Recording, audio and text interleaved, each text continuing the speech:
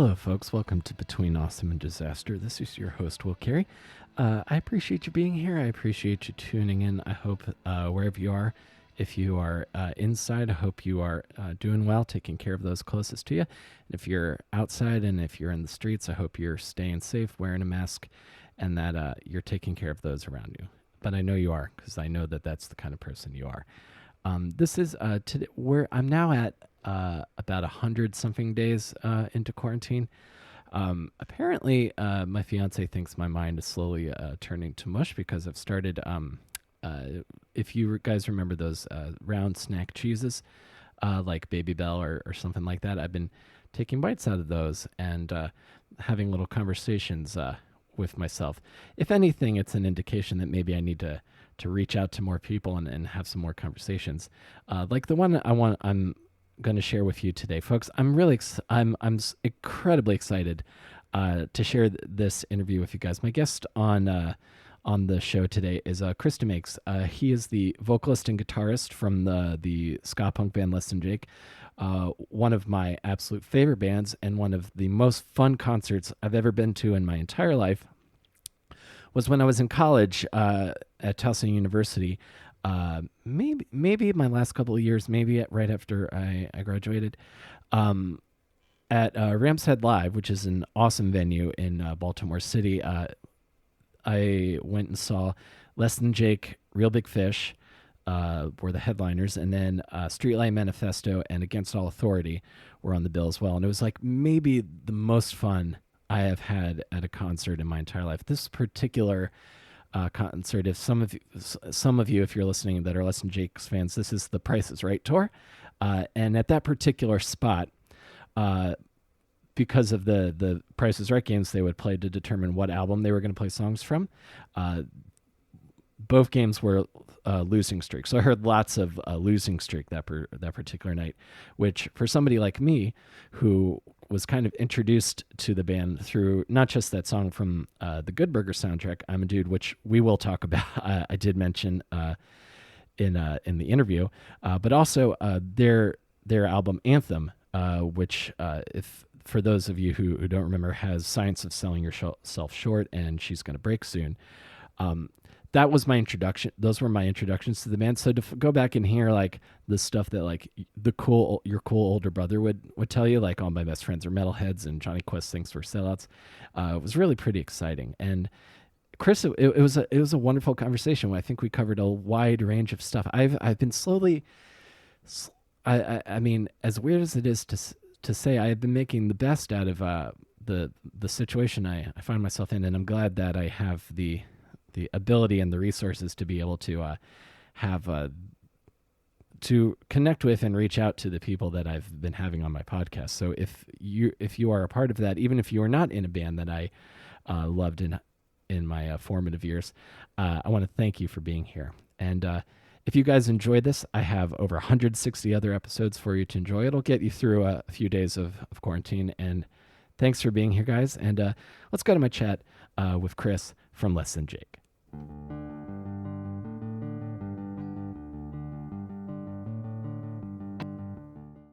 All right, there we go. Thank you so much for doing this, Chris. I really appreciate it. Thank you for having me. Yeah. I wanted to start this off. I really like the new single, Just Like Andy. That was a really like bright spot in a week when I was really getting like beaten down by the state of the world, and that has quickly become like one of my favorite Less Than Jake songs. That song is wonderful. Oh, cool. Thank you. And that was recorded completely remotely. Yeah, we all did it in our home studios. That's super cool. So when you do a remote song like that, are you just like sending a Pro Tools file back and forth to each other, and everyone's adding stuff? Yeah. So everybody works in Pro Tools except me. I work in Logic. So, but it's just a file, so it just gets uploaded and is recorded. So yeah, basically, yeah, we're just all sending WAV files around. So yeah, that's how it works. Spectacular. I gotta upgrade my DAW at a certain point. I'm still using GarageBand, but it's been working so far, so I haven't had the need to change it yet. How have you been faring the past couple of months? I feel like I'm on like 100 days, over 100 days of quarantine, and working remotely now. How are you hanging in? Great. You know, I, it's the only sad part for me is just the state of affairs for a lot of our friends, as you know, that are having a Yeah, rough time financially. A lot of my friends, because of the business that I work in, are club owners and bartenders and security guards and things of that nature. People in the music industry, and it's hit everybody tough. yeah, And a lot of those folks don't have that's their main job, so they can't you know break out of that and all of a sudden find something like right now to yeah. do. Exactly. Yeah, there's like kind of like not too many options, and especially like I'm nervous, but I'm trying to remain optimistic, especially about the state of like DIY culture and DIY venues, because I've keep seeing these articles about how independent venues are supposedly going to be affected by this. I like to think that punk rockers especially always find ways for shows to continue to happen no matter what. But it's freaky to think that so many venues could just vanish. Yeah, I mean, I don't think anybody really knows what's going to happen in that regard, unfortunately. Yeah. I wanted to say, and I told this to you when I first messaged you about this. That show, that tour with Real Big Fish, like I think it was probably like the mid 2000s, the with the Price is Right themed. Yeah. I don't think and I've been going to tons of shows since. I still don't think I've had as much fun at a concert in my life was than you, Real Big Fish, Against All Authority, and Streetlight at a Ramstead in Baltimore. That Yeah, was that an was incredible tour. yeah, it was that was great. It was definitely one for the record books. We had an awesome time. That's awesome, man. Where did that idea come from? We've always done wacky shows, and it was just, how can we go out and stand apart? And we came up with the theme. I think it was kind of all of us, and I Mm-hmm. was going to be the host, and we built the big wheel and the Mm-hmm. plinko board and all the rest of the stuff, and gave away prizes. And yeah, it was just pretty much us all being wacky and brainstorming and trying to come up with like what has no other band ever done. Oh, hosted a game show during their set. That'd be crazy. Let's see. Let's see if we can pull this off. I remember rolling in. The first show was at the Uptown Theater in Kansas City, and we pulled in our bus, and our crew's unloading all this shit out of the truck. And I remember Scott Klopfenstein, who was playing with Real Big Fish at the time, their trumpet player. He walks off their bus and he looks at me and goes, "Dude, what the fuck is all this shit?" I'm like, "You'll see. Just give it about 6 hours, and you'll see it." So Yeah, exactly. I remember that show in particular being awesome because, and this is I can't claim to be like a super cool like I don't have a ton of punk rock credibility because I think that show I remember who the does? well I mean it's like an abstract concept. I think in 2020 the idea of punk credibility is like an idea that you read about in like books from like about the scene in the 80s. But I remember hearing because the games I think you mostly played stuff from Losing Streak at the Baltimore show. And I think that was the first time I'd really heard like a ton of stuff because I remember being introduced to you guys. I was one of the benefactors of that kind of era of punk bands that benefited from like getting like major label and like good distribution. So Anthem was like the first time I had ever like really heard Less Than Jake, and that album was just blew my mind. Like that, there were just so many great songs. Yeah. We have different pockets of eras of fans, people that Uh-huh. that were there from the beginning when we started out in the 90s, to people that found out about us when you did, to now teenagers and people in their 20s finding out about us because of their parents, Mm-hmm. that are just getting into us now, now and going back and Uh-huh. listening to the back catalog. Uh-huh. Yeah, totally. Like the like musical archaeology, just kind of like, oh, Pezcore. I shall investigate this. 1995. Yeah, pretty much. That's what's going on. Uh-huh. That's really, I love that happens, and I feel like there are lots of other bands of your ilk and your peers that appears to be the case. There's no like distant laughable, like I feel like a lot of my dad's music, when he would play me stuff like when we're driving around in his pickup truck, I remember laughing at him a lot, like when he would try to play me Ted Nugent or some kind of like classic rock from like the 70s. It didn't quite grab me, but like the punk kids and like their kids are all into the same stuff, so I like hearing that. um Yeah, I mean, it was most kids I think had your experience. I didn't have that experience because my parents were musicians. So, uh-huh yeah, dad might have thrown on the Ted Nugent or Bob Seger or Neil Diamond once in a while, but then it'd be like, he'd grab the Metallica tape because he knew that's what I like. So we were listening to everything. And uh-huh so it was never like, oh, this is dad's music. This was just our music. And therefore it was, now you can talk about it, but in the 90s, everything was so streamlined, and you couldn't sell out, and you had to have punk cred, and God right. forbid you talked about the Beach Boys or the Beatles or Neil Diamond. It's like, what? That's what your parents listened to. And I was always very outspoken on that. Like, what are your influences? And I'd have like, 2 or 3 punk bands, but then the most of it would be like, Beach Boys, Led Zeppelin, Motley Crue, Metallica. I'd go through the whole list, and then people would be like, you're kidding, right? I'm like, absolutely not. Oh yeah, like learning that, like, and I've come around to this now in my 30s. Like you find out so quickly that punks, or like people who consider themselves like real punk, can be as close-minded and like narrow-minded and tribalistic as the system that they're supposedly rebelling against. And to hear like guys like you, and I've read tons of interviews with like Corey Taylor from Slipknot, where he's like, yeah, I love 80s synth pop. I just really like a lot of that stuff. So like having cool people say that it's cool to like this stuff too, I think is very it's good for people, for the culture and the scene as a whole. To I mean, if you went through my my iTunes right now, or looked at my playlist, I mean, there'd be a very, very, very small fraction of ska punk bands with horns that sound like Less Than Jake. It's sure. This is what I do and what the music I play, and I love it, but it's not anywhere near exclusively what I listen to. It'd be if you worked at a Mexican restaurant, you're not going to come home and cook yourself Mexican food, probably.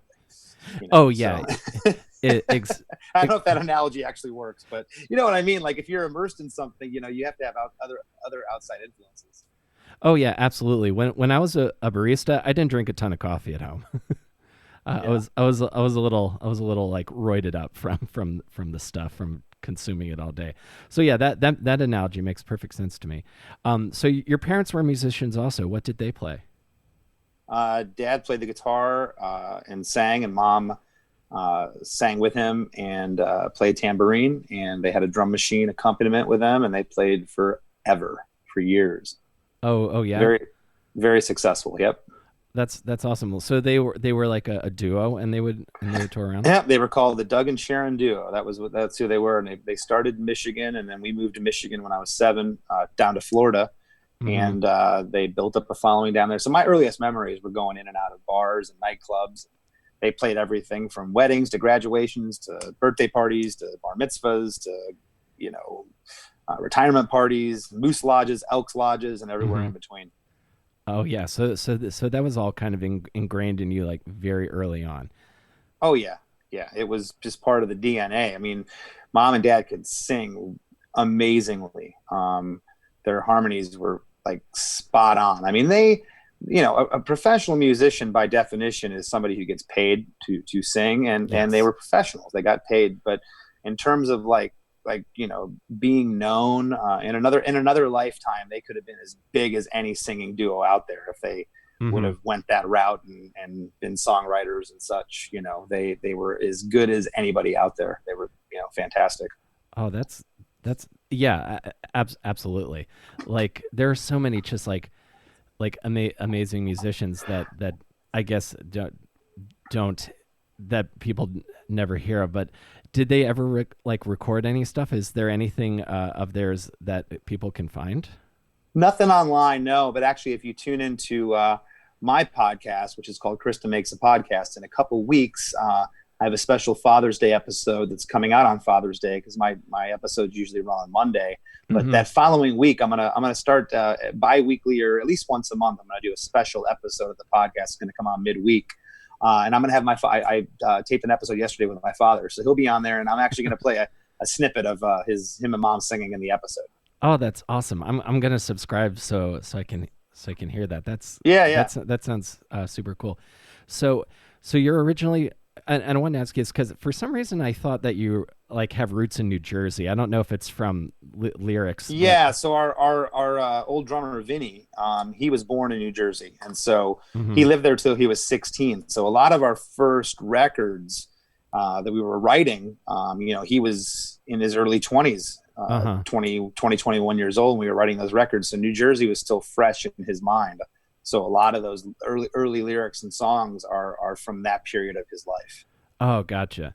And did he write the lyrics for Rest of My Life? Because that's another song I always think has a lot of Jersey influence in it. That song was written about his grandfather, and that goes back to New Jersey because his grandfather was still living there when he passed away. That song. So he wrote that. Most of the verse stuff. Mark Hoppus wrote "It's Gonna Kill Me for the Rest of My Life." That line. Oh, really? Mark came up with that. Yeah, we were out in California, and we were just calling up people that we knew, writing with different people. And Mark came by the studio one day, and he had this idea for a song. And then JR, our sax player, he wrote the bridge of that song. Awesome. All I did was sing it and play guitar on it. Oh, that's super cool. I didn't. I find I'm realizing Blink have been so important to me for so long, and I've always thought Mark Hoppus has been he's so great at lyrics and those just super killer lines. That's really, I had no idea he wrote that line. That's super cool. Yeah, and Mark pretty much wrote half that song with Vinny. He it was in a different key. It was really low. It was weird. It was one of those lower type songs that Mark sings. But if you go back and listen to it now, you can definitely hear the melody of Blink in there a little bit. Yeah. Now that I'm processing it in real time right now, I can totally hear that. That's super cool. But your formative years were in Gainesville, specifically in Florida? Well, pretty much. I mean, I knew Vinny from high school. So him and I grew up in Port Charlotte, Florida, which is about 100 miles south of Tampa on the Gulf Coast. And I was in his first band. We had a hardcore band in high school together. Vinny was 4 years older than me, so he was just out of high school. He was 19, and I was 15. I joined this band, and we played together for a couple years. I had just turned 16, actually. We had played together for a couple years, and then I took off for the University of Florida, which is 3 hours north. That's where in Gainesville, and him and I were keeping in touch during this time. I was starting to really write songs and started playing guitar then, pretty much when I went to college. That's when I took this guitar with me that my parents had given my brother for a birthday present. He never played, and I went up there and started writing these songs that I was hearing in my head. And less than a year later, Vinny moved up to go to college. And he moved up there, and within 2 months, we had another bass player. We were out playing shows as Less Than Jake. Our first show was Tuesday, July 14th, 1992, at Club Velvet in Gainesville, Florida. Nice, and wow. So you played good. You started playing guitar later in life. Well, my dad again was a musician, so there was always a guitar around the house, and so I mean I knew chords and stuff, but it wasn't my passion. I always visioned myself as a singer, and I got to Gainesville, and this is before these little smart gadgets that we're talking over right now existed. So when I got up there, in order to get find out about bands, either you hit the clubs, the venues, and talk to people and ask around. And then there you would see flyers, or record stores, you would see flyers with little pieces of paper at the bottom. You'd rip off the phone number, singer wanted. So I was answering a bunch of these ads, and I was going, and the early 90s was a really schizophrenic musical landscape. I mean, you know, we were ushering out all the 80s hair metal stuff, and then like grunge was starting to come in, or what they were calling grunge.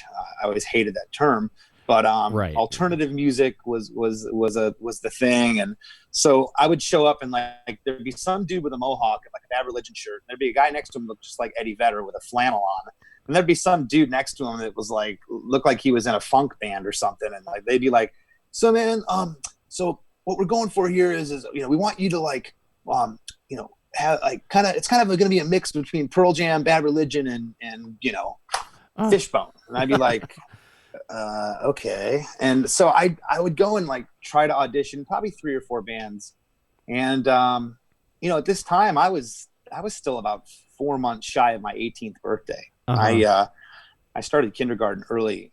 You could do that in Michigan at the time. And so I was young in my graduating class, and that summer that I got to Gainesville, I mean, all I did was play guitar, and then that just kept, you know, it showed in my grades because I wasn't going to school. I was just, I mean, it was all day long. I was immersed in the guitar. So I was just putting on records, and I was blessed with the ear that my mom and dad had.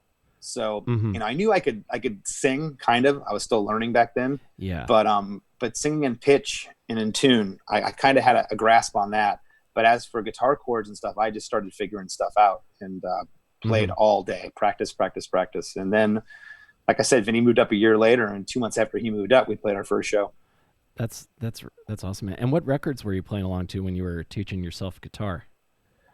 You know, anything. I mean, and at that time I was really into, and what was nice about it is you didn't really have to know how to play guitar very well. I was listening to Op Ivy and Green Day and Bad Religion records, not to knock those bands, but it was 3-chord punk rock. So it wasn't like these crazy blistering solos. So it was just, I was figuring out basic chords, and more so than that, you know, and I didn't realize it at the time, but my whole life, I was studying the art of songwriting, which, and shameless plug again, but that's what my podcast revolves around, is songwriting. Every episode I have a guest come on, and I have them pick a defining song of their career, because songwriting continues to this day to fascinate me. So here I was listening to these Bob Seger songs in the back of Dad's car all these years with Metallica, and then later on all the punk stuff, the Misfits, Dead Kennedys, and Green Day, and Bad Religion. And I was studying, you know, I didn't realize it. I was just listening to songs. But so now when I got the guitar in my hand, it was as if, okay, I know a couple chords now. Like my hands kind of knew where to go. Like I was like, oh, I know this chord progression. I could already hear it in my head. I could already see where it was on the neck of the guitar, you know? So I was, you know, those first couple years I learned a lot of stuff really quick, because I was just absorbing it all so quickly. Yeah, that makes sense to me, because, and it sort of reminds me of the feeling I had when I first listened to the new song, Just Like Andy, that like dun dun dun, that kind of like staccato kind of chuggy power chord rhythm, or like hearing like little riffy, like single note riffy things, that makes total sense to me. Like, because like I guess the kind of music that I'm interested in, the kind of music that like Listen Jake makes, is like, there's horns and there's like the ska upstrokes and rhythms, but it all kind of revolves around these really awesome like 1-3-5 kind of progressions that really just kind of hit you. There's a reason like so many songs have. Oh yeah, I mean that's most of our catalog, because you can never run out of putting melodies over that stuff. You can never run out of putting guitar licks over that stuff. So it's the chord progression that keeps on giving. Oh, absolutely. I wanted to ask you, what was your introduction to ska and playing ska guitar, like those really quick like upstrokes, like kind of stuff? Well, you know, Vinny had gotten the first. Well, we had Operation Ivy, of course, and then you know, of course, I had known Bob Marley. I had heard a lot of grew up with a lot of reggae, but as far as the two-tone, you know, stuff straight out of England, the specials and all that, when I first heard it, and I've grown to love a lot of that music later, because again, I was this punk kid that if it was, you know, I went through that phase for a little while. If it wasn't punk, I didn't like it, you know. Like, sure, yep, I went through that phase too. Well, and for me, it was like when I heard some of the two-tone, traditional ska stuff, it was a little light for me. It seemed almost circusy at times, like with the horns and just I don't know, it's a little too happy. So I kind of gravitated more towards the Mighty Mighty Boss Tones, Fishbone, Skank and Pickle, Operation Ivy, and so although Skank and Pickle was completely ridiculous and crazy with their lyrics and whatnot, but yeah, it was later on, like I said, that I was able to go back and listen to those traditional ska records and have a different appreciation for them. Because as I said earlier, I loved all kinds of music, and I had no problem admitting that to anybody really at any point. But there was a period when I was playing the initial ska that I was like, man, that's a little too light. I kind of feel this a little bit more like the Boss Tones and some of the heavier, what they would term ska punk. Right. And then so in terms of constructing like a ska punk song, this is just something I'm because I'm very interested. Before I was a comedian, I played in bands also. And I think I've only was able to ever write successfully one kind of ska song. And the way I kind of taught myself was if you take an A chord, you can move that around and that makes different chords. And then you can take an F and move that up and down and that creates different sounding chords. And then there's a power chord that corresponds to that. Is that kind of what's kind of your thinking around constructing a song with those kind of like two-tone kind of upstroke stuff?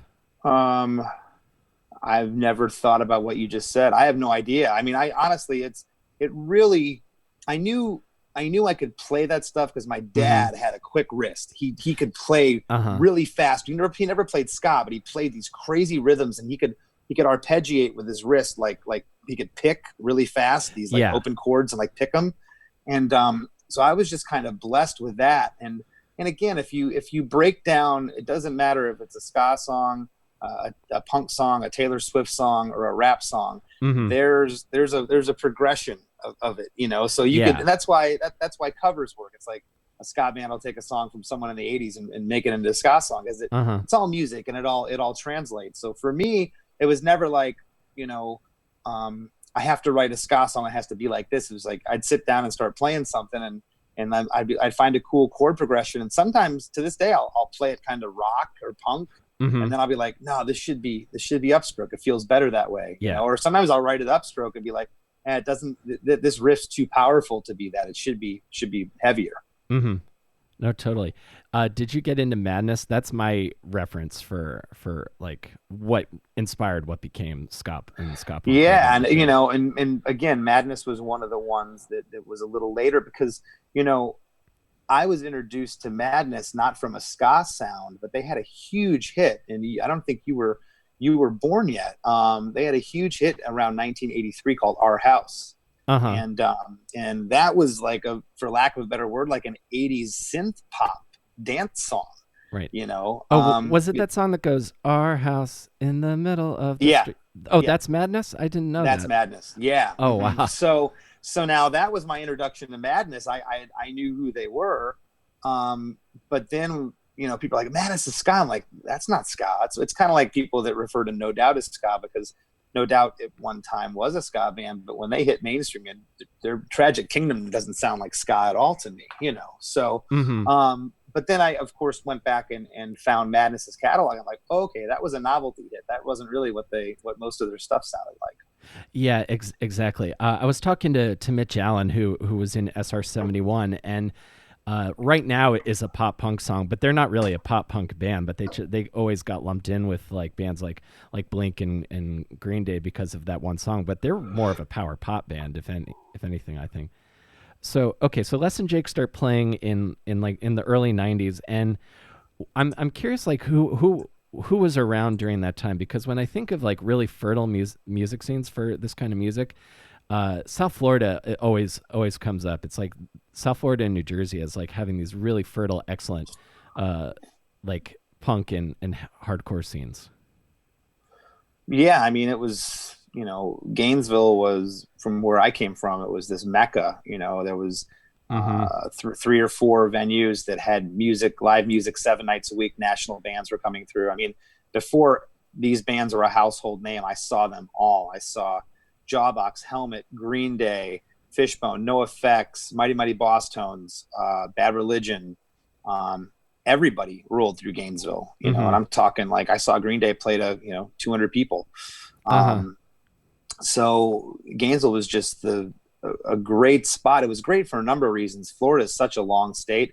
When you get into the Florida border from Georgia, the northern Florida border, you're looking at 7.5 hours to get down to Miami. Yeah. Okay. So that's a commitment. Whereas Gainesville was only 80 miles from the Georgia border. So an hour and 15, hour and 20 minutes, you were in Gainesville. So bands would dip down, hit Gainesville, and then come back out of Florida. They never, sometimes wouldn't even get down to Tampa, Orlando, or Miami or anywhere.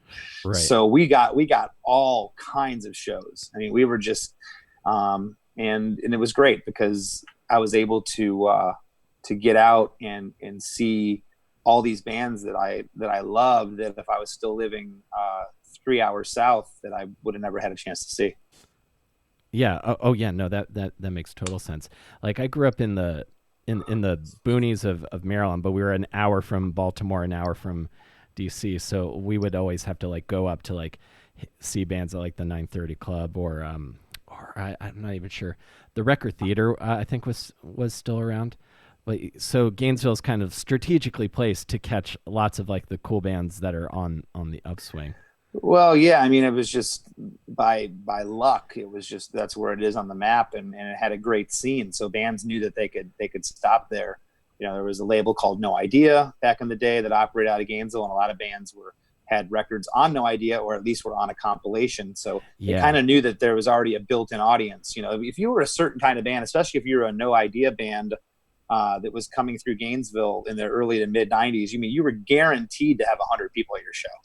It was just automatic, wow. So you knew that you were gonna be able to, dip 80 miles down into Gainesville, at least be able to put some gas in your tank and maybe hit Taco Bell and sell a few T-shirts. And when Less Than Jake started, did you mostly play in Gainesville, or would you like hit Georgia and then the surrounding states as well? So our first couple years, we played Gainesville a ton. We were playing Gainesville all the time. Parties. We used to play these. There was a surf club at on UF on their campus that would throw these parties that were just. I saw some dude. We were packed into a living room one night. We're playing, and like, dude comes crowd surfing like in from the living room into the family room. Like there's like an arch, and like you see this body getting passed through, and the next thing you know, like he gets tossed. He went through a sliding glass door. Oh Jesus! Like so, the thing shattered, but it was like one of those. What's the word? It's like shatterproof. Like safety glass. Like it'll break, but it won't cut you. Yeah, and it was just shit like that. So we were playing Gainesville a ton, and then we started venturing out. We were doing Orlando, Daytona Beach was a big one, and now we started in '92. It happened pretty quick. I mean, we were venturing over to Daytona by early to mid '93. By late '93, early '94, we were now going to Daytona and playing to 200 or 300 kids every time we go over there.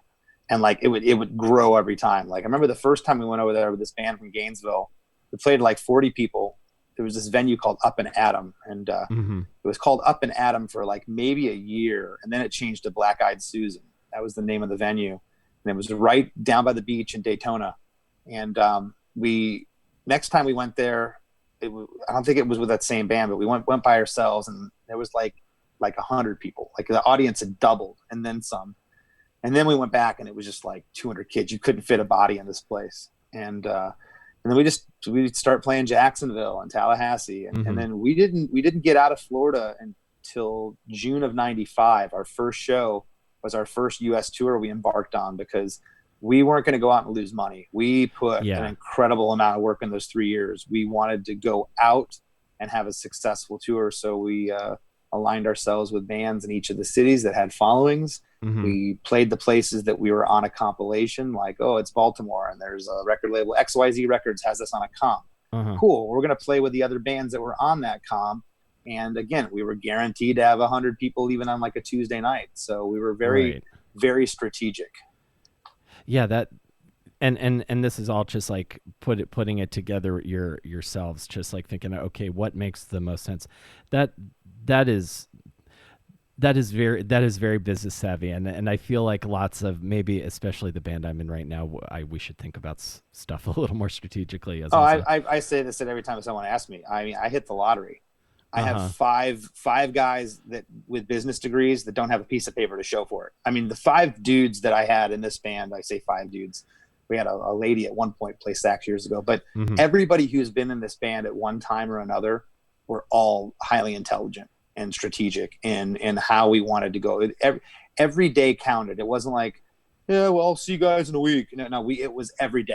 It was nonstop. We'd wake up, and I mean, we were at one point doing mail order out of our apartment. We were writing back probably 300 to 400 kids a week. We were getting sackfuls of mail. And, this was, again, it was analog email, essentially. Write a letter, put a stamp on it, and throw it in the mailbox, And it was, we worked extremely hard. Yeah. And is this the momentum that like leads you into your first couple of major label albums? Because Les and Jake have recorded, I think, you guys have recorded on your own label. You've recorded with Capitol Records, which is like one of the most, to my perception, one of the most major of major labels. And then you've also done records on like the like elite indies with Fat Wreck. Going into those experiences, I'm curious, what was your experience doing everything yourself, heading into that major label deal, and what you've took away from that experience the first time? Well, it was great because, at least with a major label, you knew how you were getting screwed. With independent labels, everything was a handshake. Hey, bro, be on my label. Yeah. And then you'd be like in every city, and there'd be kids with stacks of your record, and you would call the label guy and go, dude, are we ever going to get paid for this? Like, oh, well, we haven't really sold many. Oh, okay. But, the major label was like, okay, well, it was in black and white that we are fucking you right here. Oh, so we knew what we were getting ourselves into. And I say that kind of adoringly, like I say it with a smile on my face, laughing. Without Capitol Records, we wouldn't have been where we were, because they put an incredible amount of money into marketing this band. But the marketing that they did was all in the direction from us. We were using our mailing list. We weren't using the Capitol Records mailing list when we started out. We had when we went to Capitol, we had over 15,000 people on our mailing list. Oh, wow. That we kept on like a floppy disk, a couple floppy disks. And, at one point we did this cassette sampler before Losing Streak that showed up. It was us on one side and Jimmy Eat World on the other. And a UPS driver shows up with fucking pallets of cassettes. Our whole living room, it was 15,000 of these things. Oh my gosh. And Capitol sent us all the packaging for it. We printed out over 15,000 labels and put it on. And we would take about 1,000 of these, we'd fill our cars up with it down to the post office. And we walk in, and finally the postmaster down there was just like, guys, you got to get a business account. You got to get your own thing. We can't be having you. People would be behind us for fucking hours while we're putting stuff through. Sure. It was nuts. Oh my gosh. I love the idea of this. This is way before stamps.com.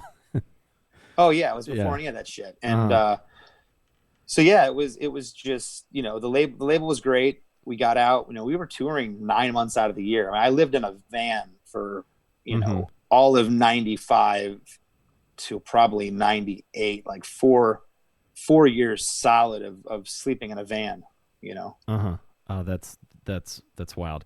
Though I never had that experience, but I always wish I did. It sounds both exciting, but they're also maybe like I wouldn't want to do that when I reached middle age. But that's awesome, dude. And you guys played with like everybody, and I don't know if you would agree with this. I've seen some of I was like looking through some of the tours you've done, and it looked like you guys were always like the fun band, even if it was like you were playing with Anti-Flag or like very like serious or heavy kind of political bands or like kind of more angsty bands. You guys were always like the good time part of the tour. Well, that and we made a conscious effort early on to not just play with only punk bands, because we saw the writing on the wall that if you just stay with one thing, it's going to be diminishing returns. The scene's only so big. You have to go out of your scene. So, we've opened up. We did a tour with Bon Jovi one time where we were the sole opening act on Bon Jovi's Crush tour. Mm-hmm. We did the Project Revolution tour. It was us, The Used, Snoop Dogg, Korn, and Linkin Park. That was fucking insane. I bet. So we've always, went out and tried to branch out, because we always felt that our music just wasn't for a ska or punk audience. Mm-hmm. We have these soaring vocals and these harmonies that transcend just being pigeonholed as ska or punk. Oh, I would absolutely agree with that. And because I feel like, even though you listen, Jake, are called a ska punk band, I feel like you guys always incorporated a lot of other elements into the mix. So it was something that I think appeals to a lot of would appeal to a lot of people. What was touring with Bon Jovi like? That was great. It was great. They had been out of the limelight for some years. They decided to get back. MTV was no longer catered to my generation. Right. It was catered to a younger generation. And then along came MTV's sister company, VH1, who started playing the 80s metal bands. So everybody my age and a little bit younger switched over to VH1. And VH1 got behind Bon Jovi's latest record. Prior to VH1 getting behind it and playing the single "It's My Life to Death," Bon Jovi had reached out to Sugar Ray, Collective Soul, Smash Mouth, every band from that time period, and they all turned it down. Like, we're not going to be associated with that 80s shit. And Bon Jovi, who are they going to be playing to? And they couldn't have been more wrong, those bands. We went out. It was every night, 20,000 seat basketball and hockey arenas sold out. Yeah. So it was awesome. Yeah, that was great. That's so cool. That's got to be a trip, playing like giant arenas, to go from like packed like punk clubs and DIY venues to go to like it was arena too, rock. because nobody was there to see us. It was all Bon Jovi. So we went out there, and I mean, I wish that smartphones existed or videos, because we went out there and killed it in terms of, like, the show was hilarious. Like, I was dressing as 80s metal guys and saying shit. I can't believe Bon Jovi kept us on that tour. I mean, I would say stuff to the audience. It was just unreal, you know. But nothing mean. It wasn't like I was trying to be a jerk for being a punk or something like that. Sure, it was just It was really like pretty bottom of the barrel dick jokes and humor, and the people that got it, they fucking loved it. The other people would just be like, we got some boos and jeers, but it was great. Yeah. And we made fans from that tour too. Oh, absolutely. I would have loved to have been in that show, because I was also of that generation. I found out about, like, VH1 and like, top 40 hair bands of all time, top 40 tearjerker 100 tearjerkers of all time, 100 greatest one-hit wonders of the 80s.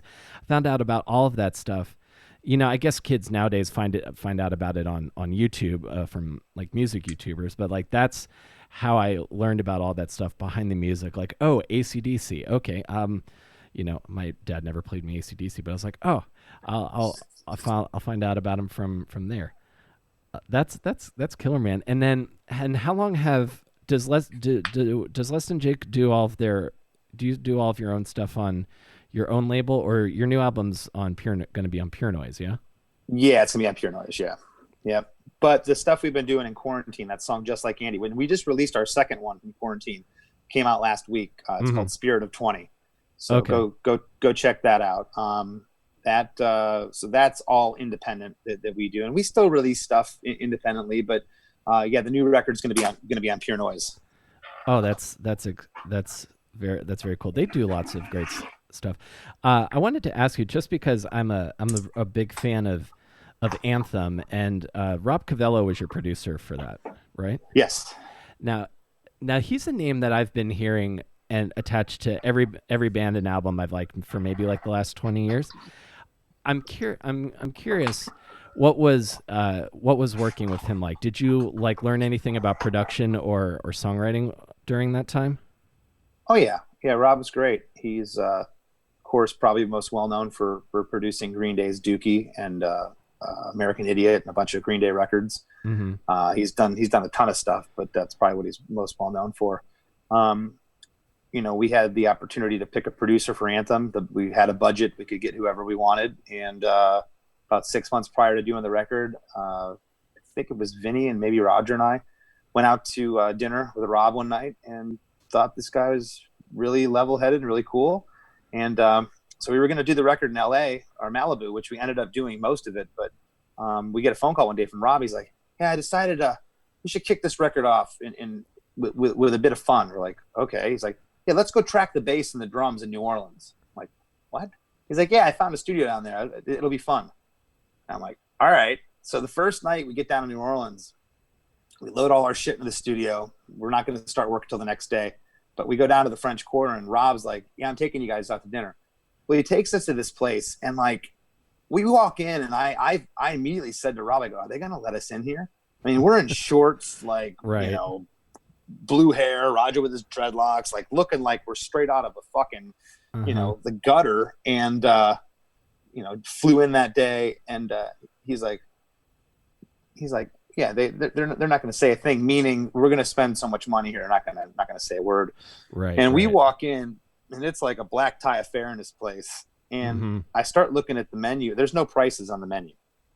Okay? Yep. And I knew then that okay. And Rob's like, yeah, we'll take one of these. Take one of these. Take one of these. What do you guys want? And we're drinking. And the bill comes, and the bill was almost $1,400 for dinner that night. Oh my God. That Rob just picked up. So that started off the record, and we were out every night in the French Quarter. It was, you could imagine, man, it was ridiculous. I can. I 100% can. Sounds so great. We were there for about a week, did the bass and the drums, went out to Malibu, and Rob was really chill. He let us be who we were. The demos didn't really change in structure or lyrically from Gainesville to California. It was pretty much the songs that we demoed. That's how they came out. There was a few things. He brought a lot of production value. We got really good guitar sounds. The vocals sound great on the record. You know, and we ended up recording almost 30 songs for the session, all the stuff that made Anthem. And then the B-Sides record was recorded out there too. Not with Rob. We did the B-Sides record on our own with our engineer. Yeah, I thought that I read that. I thought that was cool. It was cool, like listening to Anthem and then listening to the B-Sides record, kind of hearing the difference between like you guys with a producer and you guys on your own. It's pretty. It was pretty well that it wasn't so much the sounds, because all the microphones, everything was the same. It was the mixer. So we didn't spend $1,500 to have every song mixed. Like Anthem had Tom Lord Alge. Tom mixed that whole record. Tom or Chris? I think Tom did. Tom and Chris Lord Alge are brothers. But yeah, we had a guy out of Chicago mix the record, which he did a good job. But you're not getting the $1,500 a mix Anthem sound. Yeah, absolutely. I just in quarantine, I've downloaded Easy Mix 2 and like an Easy Drummer. I was like, okay, let's see what I can do with my $100 worth of software. And what guitars did you play on Anthem? I've seen you like play around that time playing like a lot of Les kinds Pauls. Of stuff. I played my black Les Paul. That was kind of like my go-to guitar then, and then we used Strats. I remember using an SG. Rob brought in cases of guitars. There was all kinds of guitars. The part of that makes sense to me because I think Rob also produced the Goo Goo Dolls, and I know that Johnny Resnick has like 50 he tours with like a shit ton of guitars because of all the different tunings they use. It's funny you should say Goo Goo Dolls. So we're in LA and Rob, we're in the studio. He's like, hey, Goo Goo Dolls are playing House of Blues tonight. You guys want to go? I'm like, yeah. So we get down to House of Blues, and we had went out to dinner before and went and got sushi, and I was doing sake bombs. And we get backstage, and there's John Resnick. John comes up, and well, first of all, we were broing down with Robbie, their bass player, because Robbie's really into Pez. So he was like talking our ear off about Pez. And by this time, I'm cockeyed. This is before Goo Goo Dolls even went on stage. And I go up to Johnny, and I'm like, I was so drunk, and I didn't realize till the next day we're in the studio. And Rob goes, "You realize what you said to Johnny last night?" I go, "No." He's like, "You looked him right in the eye, you shook his hand, and you go, dude, I haven't listened to you since 1989." What I meant to say was I've been listening to you since 1989, because I Goo Goo Dolls, I don't know if you know this or not, but their first couple of records were straight up pop punk. before they got signed to a major. Yeah, I had Jed. I could never find their self-titled, but Jed I remember pretty well. Hold Me Up is the record after Jed. That was the one that's the record I got into them on. And but yeah, Rob was great. That's super cool. Oh, gosh, I wish the Goo Goo Dolls would make another like Superstar Car Wash sounding kind of album. That would be rad. And what guitars? What's like your go-to now? Because I remember seeing you on the Chris Gethard show, and I think you had like a green Sparkle Telecaster. Yeah, that's a GNL. So GNL. That's a GNL that I've been using those for a while now. Yeah, and they're great. They play awesome, and they sound great. Oh, excellent. Is that black and white checked guitar a GNL also in the Just Like Andy video? No, that's a Reverend guitar. Reverend, I've never heard of them. Yeah, Reverend's a company out of Ohio, and they're doing great things. And they had they sent me the guitar, and I was supposed to be playing it this past May tour. We didn't end up going on that tour, but the next time I go out on the road, I'm going to take it out and play it. It sounds awesome. Oh, that's awesome. Yeah, I thought it sounded great. And when I think of like ska punk aesthetic, like and black and white checks, that I was like, that is a less than Jake looking guitar. I thought it was it was great. It's cool. That's cool, man. I have a couple other things I wanted to ask you. I really appreciate your time today, Chris. This like personally means like a lot to me that I'm talking to you. Right on, man. Thanks. Right now. How did you end up doing that song for the movie Good Burger? Capitol came along. They have a department that pitches bands and songs, and they said, hey, there's this kid, Kel Mitchell, who has this song. And Kel Mitchell, he called our answering machine. I get home one day and I pressed the button, and it's like, this is Kel, and they wanted me to sing you my song. So he sang the song a cappella, and it was, and Kel wasn't a singer. Kel was an actor. Right. Yeah. And it was just kind of all over the place, but it was enough to make a tune out of. And I took his lyrics and I wrote a 3-chord little song, and there you have it. Yeah.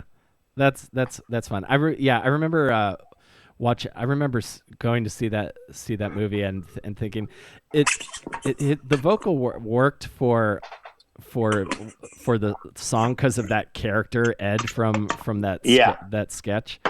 I never saw the movie. I mean, it's funny. I'll be sitting around sometimes and be flipping channels on a Saturday afternoon, and there it is, and you got to remember when that came out, 1997. So I was 23, 24 years old. And it was just that kid that was marketed to children. That would be like my 7-year-old cousin at the time. He saw it. He loved it. And not to mention, you weren't streaming movies back then. It wasn't like, oh, Good Burger is on, you'd have to go rent it or something. And I was living in a van. I wasn't renting any movies. So kind of missed it, but I know the gist of it. I know what it is. But that movie, to this day, people come up, man, first time I heard you was on Good Burger. So hey, we got some mileage out of it. Oh yeah, totally. I'll say this: when I saw the movie, I think I remember seeing it in theaters, and that was like what, 1999. 97. Okay, so I was 11 then. So I remember thinking it was hilarious. It was also the first movie I ever ordered on pay-per-view. I begged my parents to let me order Good Burger on DirecTV, and I think I have the VHS of it somewhere. That's awesome, man. I will say that song is ridiculously catchy. Still, like the I'm a dude. She's, it's still, I still like to turn that one on sometimes and just kind of have, I've been in the apartment with my fiance for a long time, so I need something to keep my mind occupied. I also wanted to ask you just kind of a general music business question. I've wondered about this with some other people. Do you think that albums are going to slowly start fading away, and the priority will be towards like singles and EPs? Because I know that I read somewhere that I think you guys like prefer like shorter releases. So I was curious what your thoughts are on that. No, I mean, I don't think the album for certain artist is ever going to go away, but everything is singles driven now for sure. Outside of our mindset, we still like to create stuff. I think when that comment you're referring to, when we had made it, we were just in the mindset of cranking out a couple EPs at a time and taking that route, because that's what we used to do back in the 90s. We do a 7-inch here, a 7-inch there, put a song on a comp. So this releases our first album, full-length album, in like 7 years. Yeah, we've done an EP, but a lot has happened too in the last 7 years. 2 years ago, our drummer Vinny left the band. So when he left, it was kind of like we were, out on the road toured pretty much solid for another year. And we started writing a record last year in between touring, ended up recording at the end of last year. It was supposed to come out early this year. Yeah. And with everything going on, it got pushed back to, we're looking at October now to get it released. So, October. But we've known for a while now that we wanted to make another full length. But, as far as the industry, whether the album's going to go the way of the buffalo or whatever the saying is, for us, we kind of want to do, whatever we want to do at the time. If maybe putting out singles is something we want to do in the future, maybe we'll go that route. But right now, our collective mindset is to do a full length. Awesome. And you're looking at an October release for the new album. Yeah, that's what we're shooting for. Awesome. Well, I'm really excited to hear it. One more question, and then I'll let you go. Is there a record that you really like that you don't think enough people know about? Yeah, there's a record, couple of them. The first Snuff album, they're a band from England. The album is called Snuff Said. Then the drummer of Snuff had a band and put out a record in 1994 on Fat Records called Guns and Wankers. And that's called for dancing and easy listening, or for easy listening and dancing, I think is the name of the title of the record. That's an awesome record. So those two I would definitely recommend. And a band from Canada called the Doughboys. They have a record called Crush that you should check out. Awesome. I will definitely check those out. And is there anything else? Is there anything else we can plug before we get out here? How have you been? Yeah, well, podcasting? As I said, like the new Less Than Jake records coming out at the end of the year. We got these songs called the Lost at Home Sessions. Just Like Andy is out, as well as Spirit of 20, and we're working on another song right now. As far as myself, I have Chris Demakes a podcast. You can find that on iTunes, Spotify, or wherever you listen to podcasts. The third episode came out today. I've already got another probably 15 episodes in the can, ready to go. I've been working really hard at getting that together. I have a book coming out around October, my first ever book. Awesome. It's a picture book. It's 365 pictures with an accompanying story to it of my past, band stories, road stories, crazy stories. That's coming out. I write custom songs, jingles and voiceovers. So if you'd like one, you can find me email me at chrisdemakes@gmail.com. And if you go to chrisdemakes.com, it reroutes you to my YouTube page, which has all my custom songs and jingles and everything on there. You can check it out.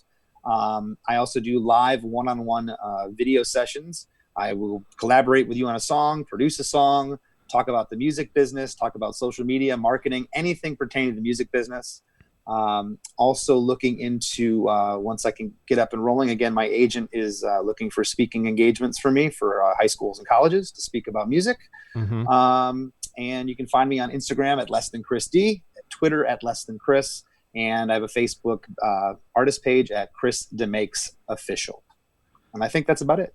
Awesome. Thank you so much, Chris. And how have you liked podcasting? You said you just started, right? Yeah, I've had friends of mine that have suggested doing it for years, and my producer of my show, Chris Fafalios, Chris plays in a band called Punchline, and Chris is my manager. He also my manager outside of Less Than Jake, but he produces the podcast, and so him and I have been working together for some time now, and he suggested doing a podcast about, it was literally a month ago. And I said, man, everyone does a podcast. He goes, yeah, but they're not you. And I said, what does he mean by that? And I kind of slept on it. Next day I got up and I texted about 20 people. And within a week, I had about 15 episodes taped. And that was it. It was that quick. That's awesome, man. That's cool to hear. I know exactly what that means, is because I have lots of comedian friends who are kind of snarky about how everyone has a podcast, but exactly, not everyone does the podcast that you can do and talks to the people that you would want to talk to. So well, and he knew that I had, I'm lucky to have 30 years of connections in the business where it'd be easy to get guests, where a lot of times when you're starting a podcast, man, it's difficult to get people, and like the first couple of weeks, the number of subscribers and followers I've gotten has been fantastic. I also have a Facebook group. If listeners would please join, it's Chris Demakes a podcast Facebook group. And you can get in. All you have to do to join is just let us know who you'd like me to preview on the show, have as a guest. That's spectacular, man. Well, I'll join the Facebook group, so you'll start seeing my name pop up in there on occasion. That'd be awesome. Will Carey. Awesome. Chris, thank you so much for your time. I really appreciate it, man. And awesome, man. Well, thank you for having me. And yeah, man, we'll see you down the road one of these days. Awesome. Looking forward to it, man. Thank you so much. All right. Take care, man. Thank you. Thank you.